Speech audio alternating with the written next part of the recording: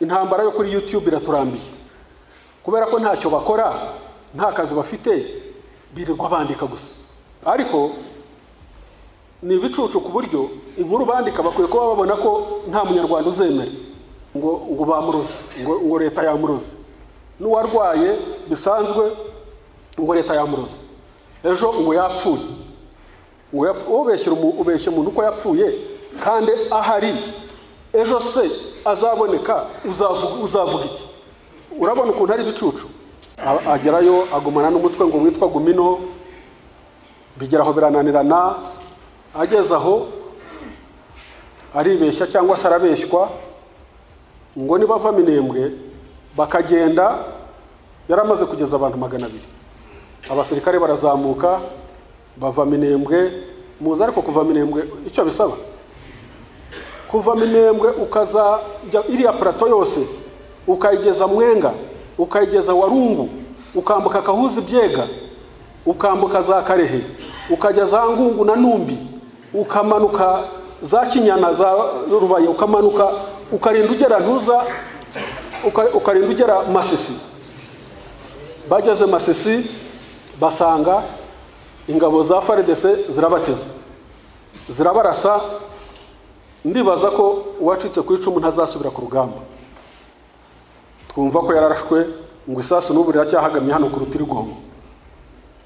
Ibindi sinzi, ariko nuko nguko isasu riracyahagamye ku Rutirigongo. Nta buja, aricaye ahantu aragaburirwa, ari mu nzu ngo arapanga urugamba, ngo arapanga intambara.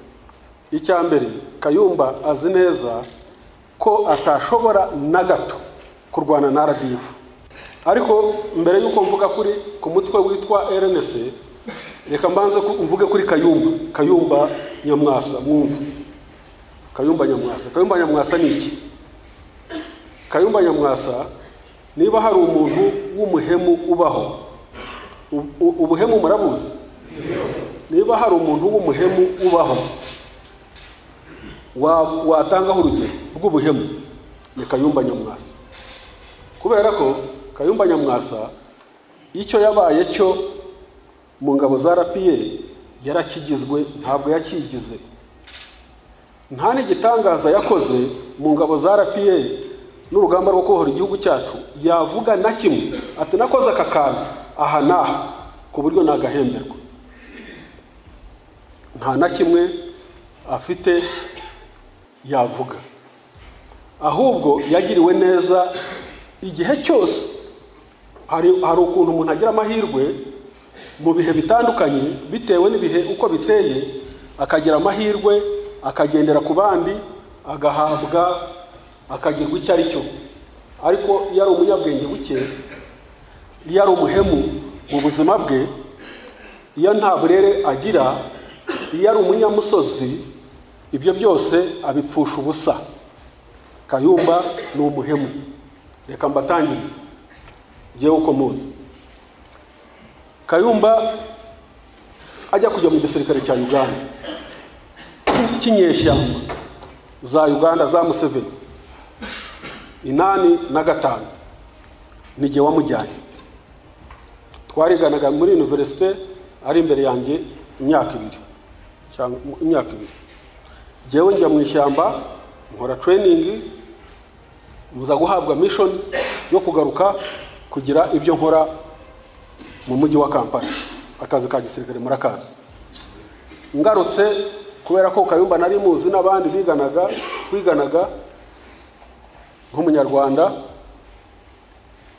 arambona abona nagarutse kuko yari yazi ko nagiye.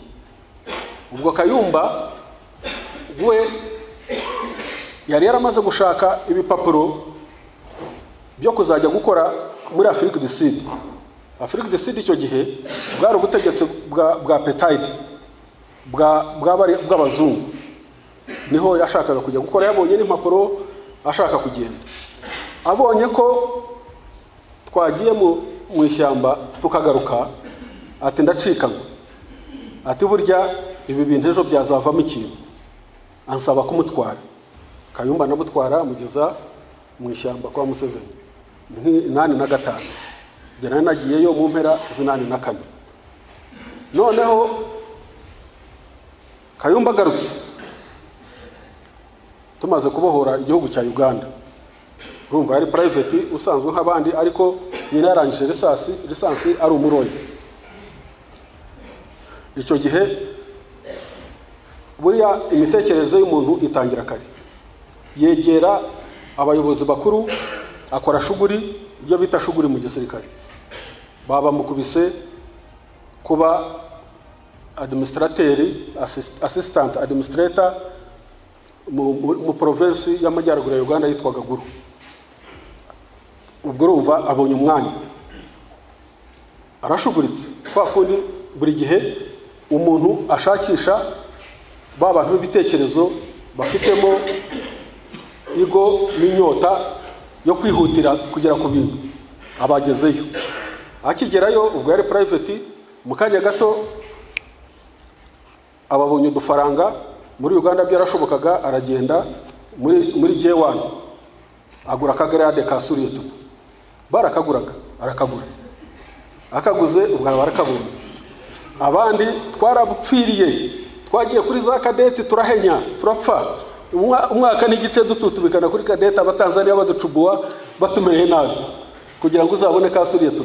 Ariko we aciye ubusamo kubera utwo dufaranga yabonye, ari administrateur, agura akagarade. Arangije kugura akagarade, yafite udufaranga, agura akamodoka. Agura akamodoka vuba cyane. Urumva abandi baratekereza gutaha, baratekereza kubohora igihugu, we already aragura akamodoka.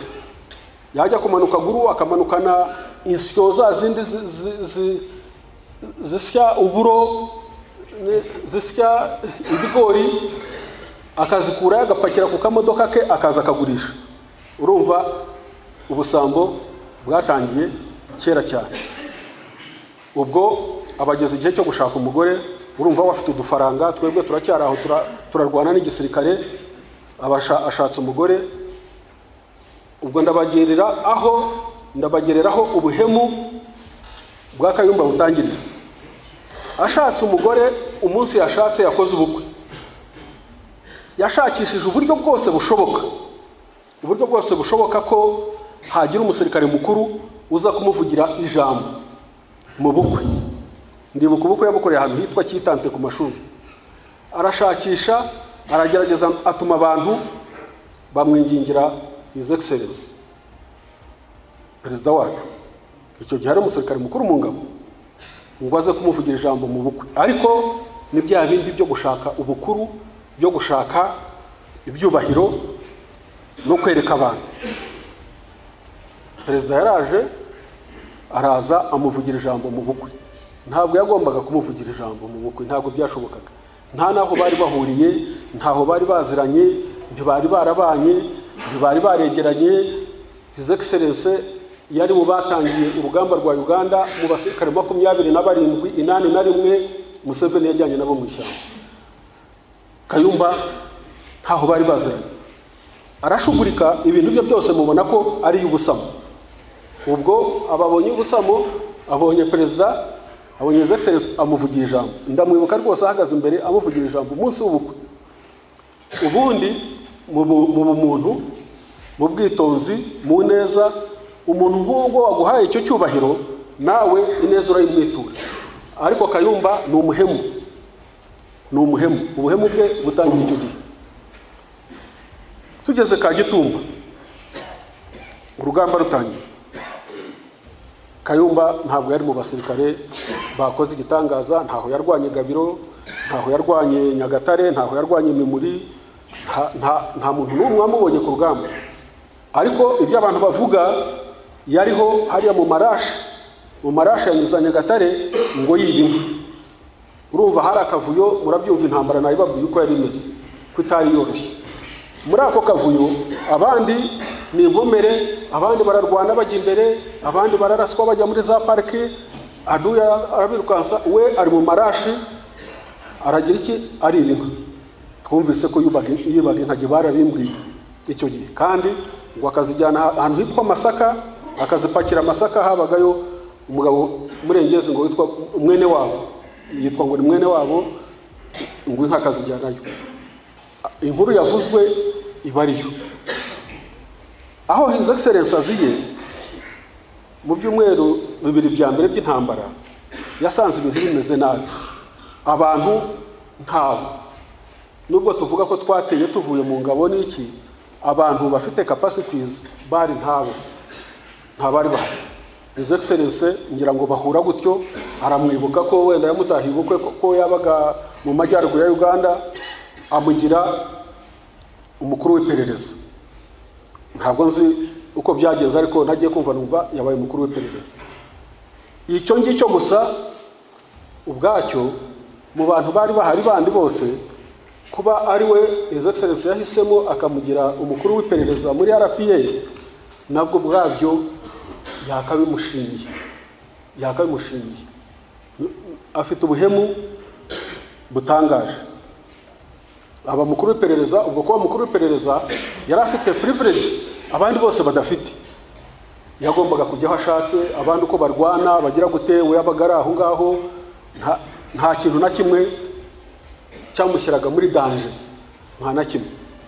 Kayumba iyo His Excellency aza kubikora nk'uko yabikoraga abandi, akamubwira ati mushyize muri iyi mobile, genda ujye kuba OC, genda ujye kuba platoon commander, cyangwa se genda ujye gukora ujye kurwana.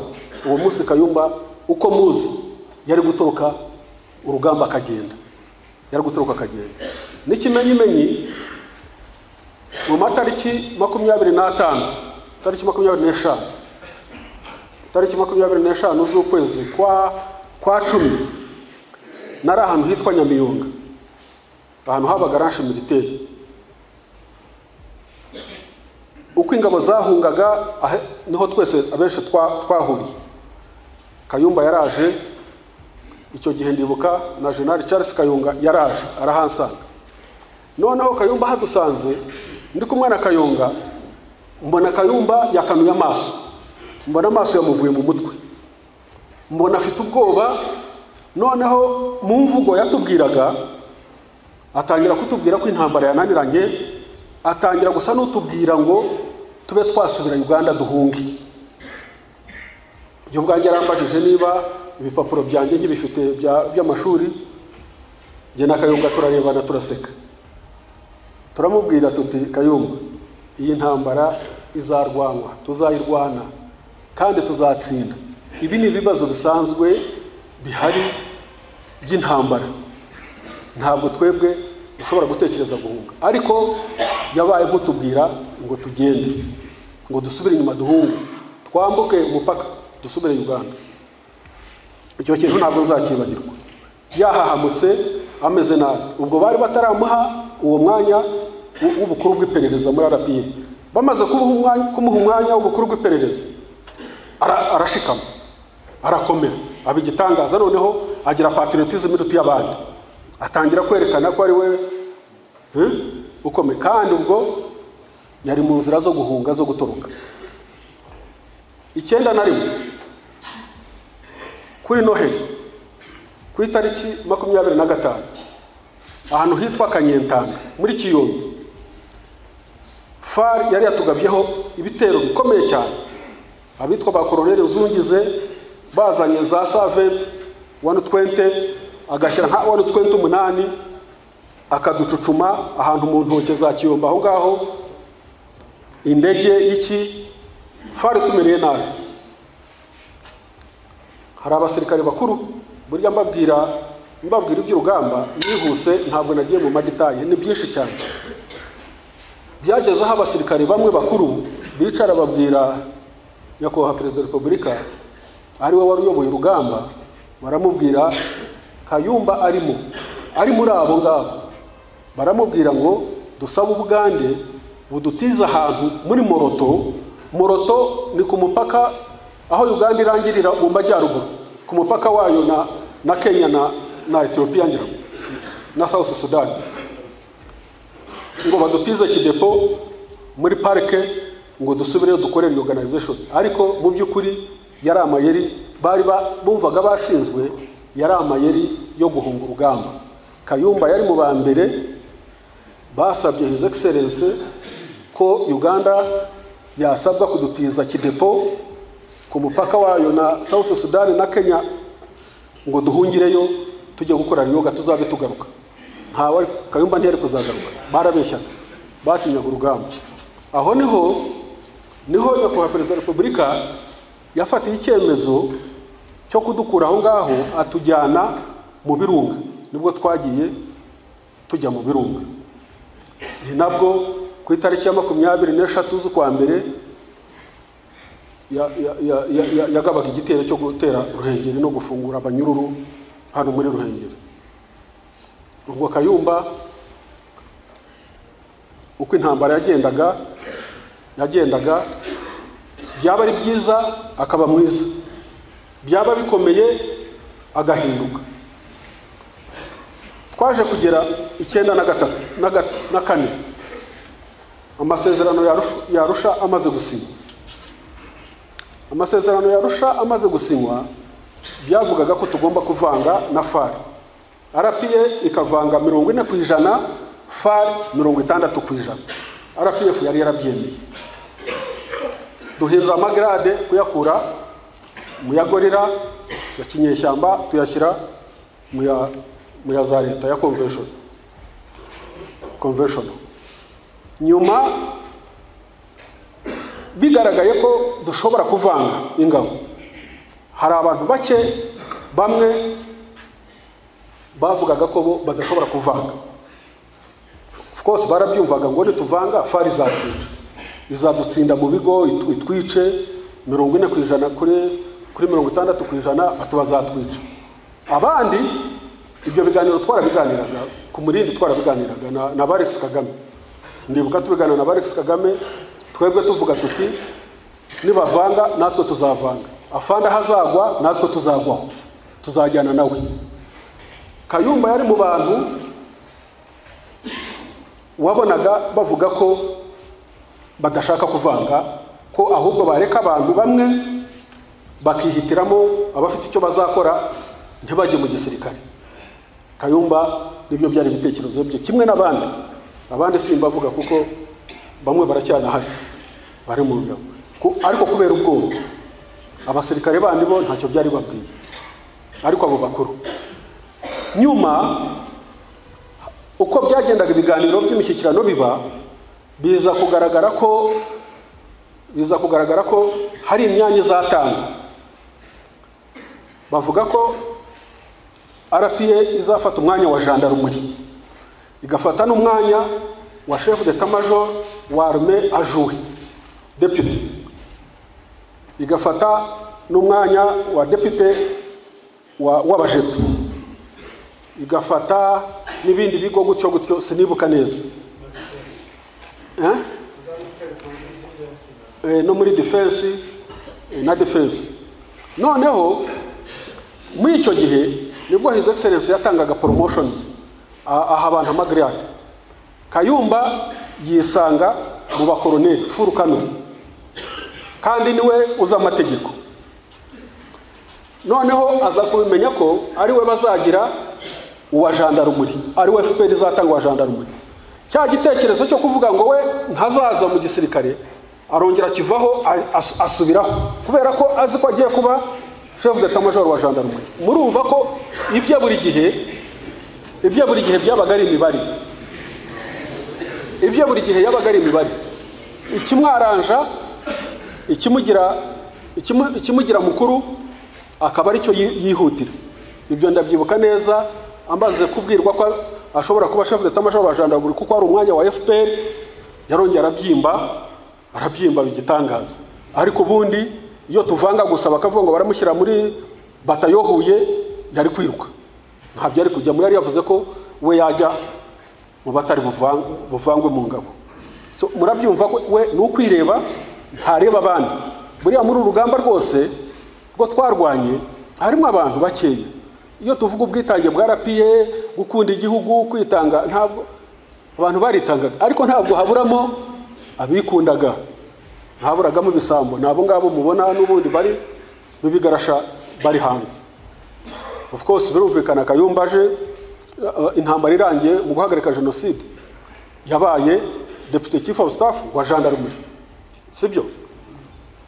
Noneho ubwo ababonye umwanya ukomeye, arakomera pe, arakomera. Noneho aza no kuba ngira ngo chief of staff wa gendarmerie. Ibyo byose mvuga ni neza, ntabwo yabyigiraga, sinuko hari habuza abandi babikora. Ni neza yagirirwaga, ni neza yagirirwaga. His Excellency we yatarakujugunya nta kibazo, aguma guha umwanya. Ariko abantu b'ibicucu b'ubwenge buke ntibaba babibona ko we abayubaka system. Of course niba azi inenge za Kayumba akamugira chief of staff wa gendarmerie, akaza no kumugira chief of staff w'ingabo, bo bayoberwaga ko ahubwo arimo ategura leadership y'ingabo, ko bimuha umwanya kugira ngo ategure leadership. Si uko atabagazi inenge zabo, ariko inenge muri leadership hari igihe ushobora kuzemera kugira ngo zigufashe gukemura ibindi bibazo. Nta kamara wari uhari muri RPA, nta kamara n'umwe wari, nta n'utashoboraga gusimbura, kandi akazi kagakomeza kagakorwa. Nta n'igitangaza cyarimo cya kamanda muri RPA. Nababwiye ko decisions zose kuva twagira bya byago kugeza duhagarika jenoside n'uyu munsi, decisions zose zifatwa n'umukuru w'ingabo, n'umugabo w'ikiringa w'ingabo, n'uvuga ati iki. Abandi bose basimburwa kandi ntagire n'igihungabana. Kayumba rero ni ndashima, ni umuhemu uturuka ku bunyamusozi n'uburere bukeya no kwikunda. Niyo mpamvu 94 95 jenoside imirambo ikiri mu mujyi, Kayumba we yari mu bintu mu mazu, arubaka amafamu. Nyagatare yose, Umutara wose yafashe, uze gufata ahantu haruta akarere ka Musanze na Nyabihu muri uru Rwanda. Mu kanya gato yagejeje ibihumbi 2 n'ubwo Kayumba. Nibyo ngibyo abashakisha icyo yapfuye na system yacu, ngo yapfuye na perezida se wapfuki nawe. Perezida icyo wapfa nawe ni ugukora amanyanga, nta kindi ni ugukora amanyanga. Hari amanyanga, hari yakwemera igihe gitoya akurwaza, ariko hari limiti yaho atakwemera. Kayumba rero yageze kuri limiti, biba biranze nyine. 2001 hari intambara y'igicengezi hano, murayizi, hari intambara y'igicengezi.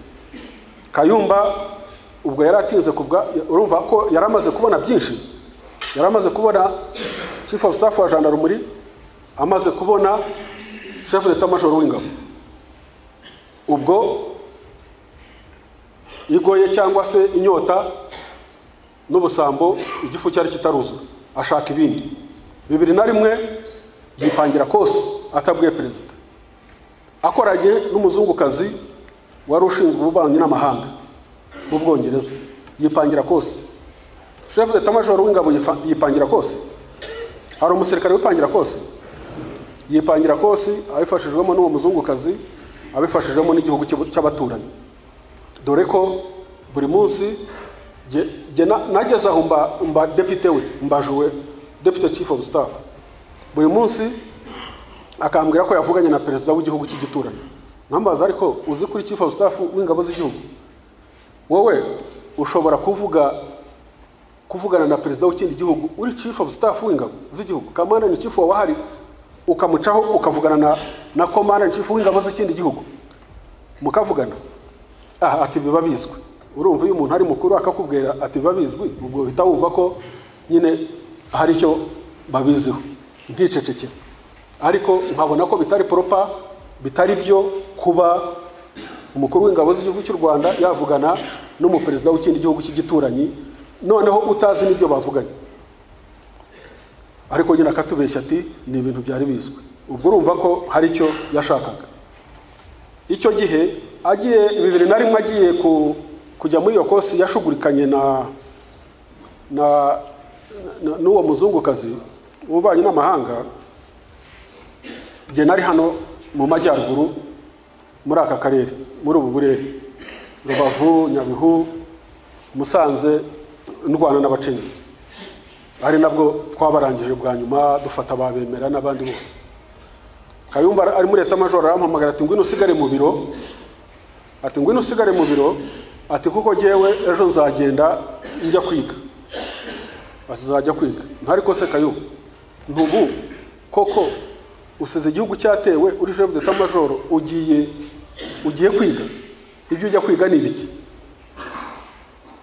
Ati oje musibye ngibyo byihorere, aturibaza ko intambara zo mu Rwanda zizarangira. Ati wibaza ko ari wowe uzarangiza intambara zo mu Rwanda?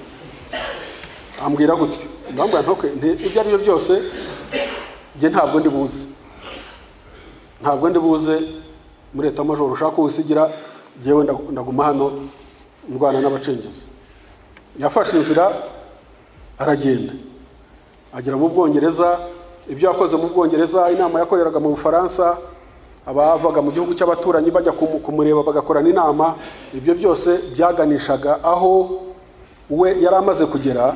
Uko yagendaga azamuka na ya nyota, of course inyota y'ubucucu, kuko ntiyarazi ibyo arwana nabyo. Ararangiza kwiga mu Bwongereza aragaruka. Agarutse asaga agenda chef d'état major general, nta hakigiye, ariko nyakubahwa Perezida wa Repubulika amukora SG wa NISS, mukuru w'iperereza mu gihugu hose. Urumva aracyamujya gute? Aracyamurwariza, aracyarwaza ngo arebe ko hari ikizavamo, cyangwa se ko ikibyimba kizameneka. Atirengagije ko yipangiye kose. Nibyo navugaga nti niba hari umuntu w'umuhemu ubaho twari twanabona muri iyi system ni Kayumba, kuko nabandi bose bapinze nta wabonye nk'ibyo Kayumba yabonye, nabari uyu munsi nta urabigezaho.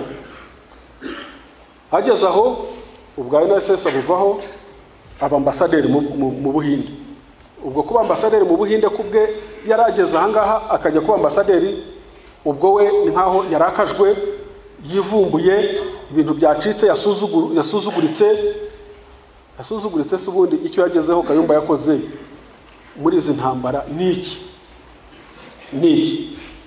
Hari abasore bajya badusetsa, yigeze ari chef d'état major 1987 turwana na Exfar cya gihe cya Kongo ya mbere muri za Warikare Hombo. Yagiye kujya ku rugamba kureba, agize ibyago hageze akubitana na haduyi n'indege za Mobutu zaje. Yumvise ngo akadege aravumbuka yikubita mu rufunzo, ariko ntiwari uhararetse. Ni Siza wari uhari, Sinzi wari uhari, ni Bamubaraka. Ngo yikubita mu gifunzo, abasirikare nibo bamujanduyeyo. Ako niko gatendo gakomeye cyane mu rugamba rwose rwo kubohora igihugu Kayumba yakoze. Niko gatendo gakomeye ku rugamba rwo kubohora igihugu Kayumba yavuga ati niho nakoze ikintu kigaragara. Yumvise indege ya Mobutu ihinze, abandi basirikare bari aho ngaho barwana na Exfar, Kayumba aravumbuka yitura mu bihuru mu rufunzo, abasirikare bamushandurayo. Mushatse abasikoti we bariho bagomba kuba babizi. Iyo yaje ari inkuru ariko bakabitubwira bacecetse, kuko yari akiri mukuru, bakabivuga gahoro kugira ngo atabahitana. So Kayumba rero aha aviriye mu Buhinde, agereye mu Buhinde nibwo yaje gushudikana n'umugore wari ambasaderi w'igihugu yaje guhungiramo n'ubakirimo. Barashudika, bamaze gushudika barumvikana, nibwo uwitwa Karegeya nawe wari warahunze yari yaragiye muri icyo gihugu. Ubwo Kayumba baza guhura, bapanga uko noneho bagiye kurwanya igihugu cy'u Rwanda. Aragenda ajya South Africa, ajya muri icyo gihugu. N'ubu ni hwari twumva ko yararashwe, ngo isasu n'ubu riracyahagamye hano ku Rutirigongo. Ibindi sinzi, ariko nuko nguko isasu riracyahagamiye ku rutirigongo, nta buja, aricaye ahantu aragaburirwa, ari mu nzu ngo arapanga urugamba, ngo arapanga intambara. Icya mbere, Kayumba azi neza ko atashobora na gato kurwana na RDF, azi neza ko atashobora na gato guhangara His Excellency ku rugamba, ibi byose arabizi. Ariko icyo akora ni indaye ahahira, arahahira indaye, arahahira indaye, kubera ko gushyiraho iki cyitwa ngo ni RNC ukabeshya abanyarwanda bagatanga abana babo, ngaho arakura abana Mozambique, arakura abana Zambia, abo bahungiyeyo 94, arakura abana za Malawi, arakura abana za Nyakivara na Shungerezi, arakura abana hano ngo za Mpororo muri Uganda, arakura abana ntuza za Mubende, za Kiboga muri Uganda, agenda kusanya ababeshya ko ategura intambara yahe. Kayumba ntashobora kurwana n'umunsi n'umwe, ntiyapanga. Kumenya ko ari umuswa Kayumba, umuntu ubana na His Excellency y'imyaka yose, ukaba utagira n'ubwenge bushobora gupanga na section y'intambara ngo ube na section commander, ntabwo bishoboka. Ubwo Kayumba nyine abo yabeshye, abo ba Mudasiru, abitwa ba Siboni n'ibindi bigarasha, arabajyana abakura Uganda, abacisha mu Burundi, abazamura ruguru muri Minembwe murahazi, mu Banyamurenge.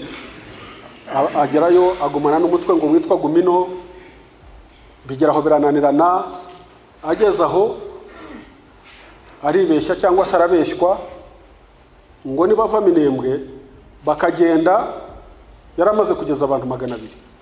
Ngo nibava Minembwe bakazamuka ngo bakegera igihugu gihana imbibi na Kongo, natwe duhana na kimbibi, ngo ahitwa Binza, ahari Rudurunana. Urahabona Colonel? Urahazi? Ahitwa Binza na Nyamirimo. Ngo najya agasanga Rudurunana, kuko bumvikana na Rudurunana n'uwitwa Majoro Ntirikina uramuzi? Majoro Ntirikina nawe yibereye he? Yibereye mu Bufaransa. Ntirikina nawe yibereye mu Bufaransa. Kayumba yibereye Afrika du Sud. Ubwo warohereza abo bantu bose ngo begera aho ngaho ku mupaka w'igihugu duhana imbibi, ngo wenda ngo kizabafasha, ngo niko bababwiye. Abasirikare barazamuka bava Minembwe, muza ariko kuva Minembwe icyo bisaba, kuva Minembwe ukaza iriya plateau yose ukayigeza Mwenga, ukayigeza Warungu, ukambuka Kahuzi Byega, ukambuka za Karehe, ukajya za Ngungu na Numbi, ukamanuka za Kinyana za Rubaye, ukamanuka ukarinda ugera ntuza, ukarinda ugera Masisi. Bageze Masisi basanga ingabo za FARDC zirabateze, zirabarasa. Ndibaza ko uwacitse ku icumu ntazasubira ku rugamba. Uwo witwa Majoro Sibarapfa, uwitwa Habibu Mudasiru arasukwa kugura arafatwa, n'ubundi bugenda bufatwa umugenda. Uwo Mudasiru yaraje baramuzanya ari hano mu Rwanda, n'ubundi busirikare bwacitse ku icumu bwataye umutwe. Ubohereza ni Kayumba. Kayumba we icyagamije ni kimwe, icyagamije yiyita generali, yahawe n'igihugu of course, akabeshya abaturage bagatanga imisanzu, bagakotiza ngo ararwana urugamba. Ahubwo Kayumba icyo akwiye gukora, akwiye gutanga accountability. Akwiye abo bose bamuha imisanzu, bamuha n'abana bo kurwana, nabereke aho abana bari, nabereke n'icyo bakoze, abasobanurire ni accountability. Twebwe turi ku rugamba muri 91, ababyeyi badusangaga mu Rugano, tugeze ku Murindi, ababyeyi bavaga Tanzania, bavaga Burundi, bavaga Zaire, bavaga mu Rwanda, bakaza tukanabatembereza n'ama unity, His Excellency akabakira, bagasura n'ama unity ya gisirikare, abasirikare bakabaririmbira bakabashyiraho murara. N'uwasangaga yarapfushije abana yataga afite murara, yagerayo abasigaye akabohereza ati musanga abandi, kuko abo nasanze bafite aho bazatugeza. Kayumba kuki adakora ibyo? Kuki icyambere nta hajya, Ntirikina ari mu Faransa nta hagera ku rugamba, Sankara ari muri Komoro ararwanira kuri YouTube kurinda bahamufatiye akaza aboshywe mu ndege. Uwitwa Micombero ari ushinzwe iby'amafaranga muri RNC aba mu Bubiligi, ejo bundi yabaga yambaye ikoti winter yamukubise imbeho yamwishe ategereje train cyangwa ategereje basi, ubu ngubu baragendera muri Benz. Iyo ni ya misanzu abanyarwanda baha Kayumba baha Mucombero. Naho ngaho izashirira nta kindi naho izashirira. Bakwiye ko bamubaza imisanzu batanga, bamubaza n'abana babo bariho batanga aho bari. Bakabeshya ngo barwana muri Nyungwe, ngo bafashe Nyungwe, abo bohereje muri Nyungwe nibatwereke n'umusirikare n'umwe uhari. Ni accountability. Niba urwana erekana ahuri, erekana ibyo ukora. Bariya His Excellency yabishise ibigarasha bya bindi amakarita atagira icyari. Wanakongeraho ko ari za nzoga bita Bavaria. Abatanywa inzoga bafata ikirahure bagasuka ngo babone ifuru, ariko nta gasemburo kaba karimo. Nta gasemburo nakamwe kaba karimo. Ni ibigarasha, ni Bavaria, nibyo nyine. No gutesha abantu umwanya. Ubu intambara ni kuri YouTube, ni kuri social media. General James Kabarebe yafunzwe, ejo Munyango yakoze iki, ejo bahora bambindurira ibintu, yafunzwe. Nibo bazafunga. Buriya Kayumba kazaza rimwe muzakabona hano. Muzakabona kandi kazaza kaboshye n'abandi. Buriya bwa Jean Paul ngo buba muri Amerika ntigashobora no kugera aho ngaho bavuga ko bohereza abana. Nukohereza abana bakagenda bagapfa bagashira. Jewe inama nagira bari abaturage b'abanyarwanda, bari Mozambique, bari Zambia, bari Malawi, Nyakivara, Nshongereza, za Mubende, Mpororo, Uganda hose, bibeshya ngo barohereza abana babo gushira gusa. Babireke ahubwo babaze abo baboherereza abo ba Kayumba, ba Rusesabagina bibereye mu Bubiligi, ba Ntirikina bibereye mu Bufaransa, ba Kayumba bari South Africa, barwana n'amasasa bahagamye mu matako. Bababaze amafaranga batanga ari hehe, akora iki? Abana babo batanze bari hehe? Baza gusa kandi ku gihugu cyarabafunguriye amarembo, buri munyarwanda wese azakakirwa agahabwa n'amahirwe yo gukorera igihugu cye. Nicyo bakabaye baza gukora. Naho ibyo kurwana bya RNC na Kayumba mubyibagirwe. Na Kongo se bamaze igihe kingana iki? Guhera kuri Ariri, guhera kuri FDLR, Rudu Runana, Senaredi, MRCD, bose ubu nkuko Colonel yabyise intambara ya survival, ni imibereho gusa. Naho kujya icyo bakora ku Rwanda ni ukwibeshya, nta na kimwe bashobora gukora. Ariko Kayumba we ni umuhemu wa mbere, umuntu wagiriwe neza kuva kera cyane. Kuri buri etape yose akagenda agirirwa neza, buri gihe cyose akagirirwa neza, ntazirikane ukuntu yagiriwe neza, agahemukira uwamugiriye neza. Uwo nguwo abanyarwanda bamwizera bati? Abo bamuha amafaranga, bamuha abana, bamwizera bati? Intambara yo kuri YouTube iraturambiye, intambara yo muri WhatsApp iraturambiye, ubwitwa bwa Rugema Kayumba buba ngo muri Norvège, kubera ko ntacyo bakora, nta kazi bafite, birirwa bandika gusa, ariko ni ibicucu ku buryo inkuru bandika bakwiye kuba babona ko nta munyarwanda uzemera. Ejo ngo Ministre Sezibera ngo bamuroze, ngo leta yamuroze, n'uwarwaye bisanzwe ngo leta yamuroze. Ejo ngo yapfuye, ubeshya umuntu ko yapfuye kandi ahari. Ejo se azaboneka uzavuga iki? Urabona ukuntu ari bicucu. Abantu turwana nabo nubwo dufite imbaraga nyinshi cyane zo kubamara, ariko turarwana n'ubusa. Turarwana n'abantu batabaho, ariko umwanzi aba ari umwanzi. Mwebwe nimukomeze mutyaza ubwenge bwanyu n'ubumenyi, nta kumuha chance. Ariko ubusambo bwa Kayumba, ubuhemu bwe nibwo yaziritsemo bari abantu bose birirwa bamuri inyuma ngo bazabohora u Rwanda. Ni ukwibeshya, nta na kimwe bazageraho. Murakoze.